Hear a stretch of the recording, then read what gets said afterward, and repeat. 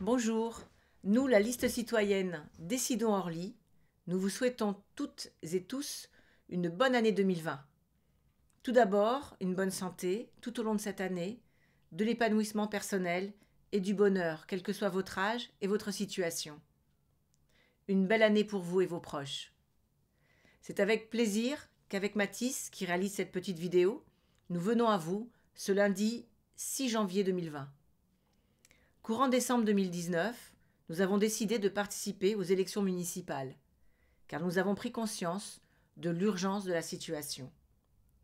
L'État démocratique, social et écologique nous pousse à agir maintenant, sans attendre, avec les Orlysiens et les Orlysiennes.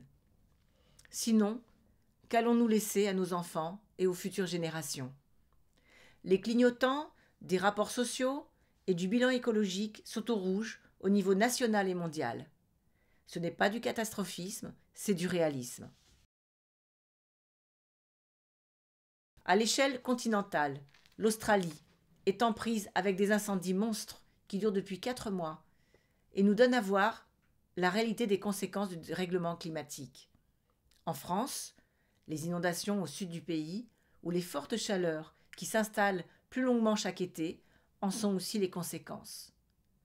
Greta Thunberg et plus largement l'ensemble de la jeunesse sonnent l'alarme avec des mobilisations non violentes qui doivent nous interpeller. Néanmoins, ces dérèglements annoncés par des scientifiques depuis de nombreuses années ne sont pas du tout écoutés par le gouvernement ultralibéral en place dans notre pays.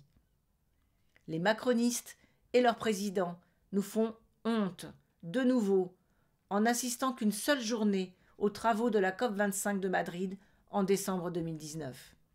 Ces réunions internationales sont pourtant l'occasion pour les États de prendre des décisions à l'échelle mondiale pour enrayer les dérèglements climatiques et protéger le vivant, faune, flore et humain. Depuis une trentaine d'années, il y a la destruction accélérée des acquis sociaux en France. La sécurité sociale, les retraites, le code du travail, la privatisation des services publics. Cela s'accompagne par une répression brutale et violente des soulèvements sociaux que nous connaissons, un an de manifestations hebdomadaires des Gilets jaunes pour plus de justice sociale, plus de 30 jours de grève interprofessionnelle depuis le 5 décembre 2019 contre le projet de la réforme de système de retraite à points.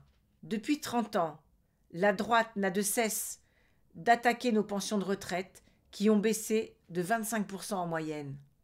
En 2020, les macronistes veulent nous donner le coup de grâce. Cette année, c'est plus de 900 000 nouveaux pauvres dans notre pays, alors que certains riches doublent leur fortune. C'est pour cela que nous vous appelons à participer massivement à la manifestation interprofessionnelle et intersyndicale ce jeudi 9 janvier à Paris.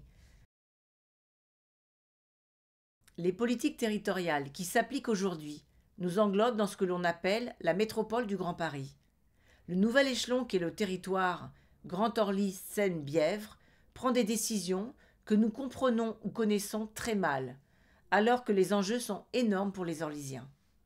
C'est un véritable hold-up démocratique et nous nous demandons même si les élus qui siègent au conseil territorial ont un véritable poids dans la balance de ces décisions. Par ailleurs, se joue la privatisation de l'aéroport d'Orly.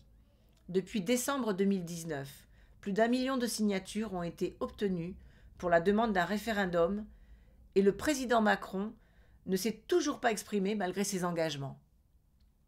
Sachez que si l'aéroport d'Orly est privatisé, notre vie orlysienne va radicalement changer. Nous risquons une déréglementation de la gestion de l'aéroport d'Orly, une précarité salariale, des nuisances sonores et une qualité de l'air dégradée liée à l'augmentation des créneaux horaires de survol et une utilisation intensive de l'ensemble des pistes disponibles. Pour les propriétaires, plus de ventes d'appartements et de maisons. Pour nous, tout est lié. Nous avons la possibilité d'entrer en résistance à l'échelle de notre ville. La commune est le cœur de notre démocratie. Il faut reprendre la main sur les décisions municipales, concernant les politiques de logement, d'accès aux droits, d'urbanisme et d'écologie. Nous vous proposons donc de faire un Orly en commun, où les habitantes, les habitants sont écoutés et ont un véritable pouvoir de décision. Il faut changer l'organisation démocratique du conseil municipal, dans le cadre réglementaire de la Ve République. Il faut promouvoir l'échange entre les habitants, l'information, la formation et la valorisation de valeurs fortes comme l'émancipation de toutes et tous, quel que soit l'âge. Par-dessus tout, il faut développer des actions locales de grande qualité, sociales, éducatives, sportives et culturelles. Agissons tous ensemble. Enrayons les effets des politiques libérales sur nos vies. C'est avec sérénité et détermination que nous vous proposons d'être à vos côtés, ici à Orly, pour une politique locale vraiment à gauche. Nous faisons aujourd'hui le choix de construire une liste citoyenne et populaire qui fédère le plus grand nombre. Cela implique votre participation active et transparente pour valider les grands axes du programme municipal.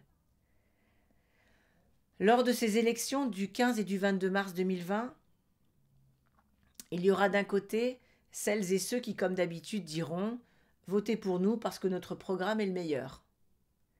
Et notre liste qui vous propose de décider avec nous la politique locale. Bonne année 2020.